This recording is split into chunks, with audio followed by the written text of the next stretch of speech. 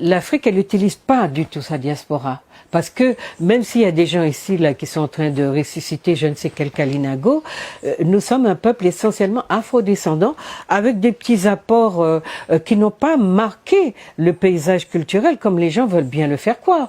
Et même si les gens se revendiquent de Kalinago, le sang des Kalinago appartient aux Kalinago. Ce qui fait l'existence d'un peuple, c'est sa culture. Or, nous sommes essentiellement d'une culture africaine, que ça plaise ou pas. J'ai essayé de faire que ça rayonne dans la société martiniquaise. Aucun élu, sauf à Rivière, au moment où j'ai quand même pu passer avec le projet, et au Saint-Esprit. Aucun élu autre n'a voulu en entendre parler, puisqu'on n'est pas en Afrique, et puis nous pas africains. Par contre, on a un tas de délire là, Kalinago actuellement, et tout le monde est Kalinago. Bon, bref. Et les élites ne sont pas dérangées par ça. Mais ils étaient dérangés. J'ai même entendu une élite de Bassois dire oui, ça va déstabiliser la société si on parle d'Afrique. Bon, bref.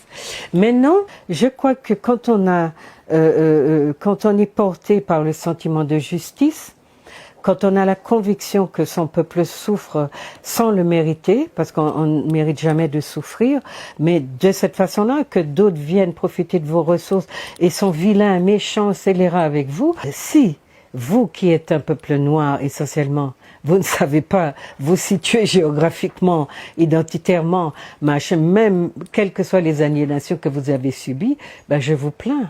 Et je ne vous envie pas, et j'ai pas envie d'être vous.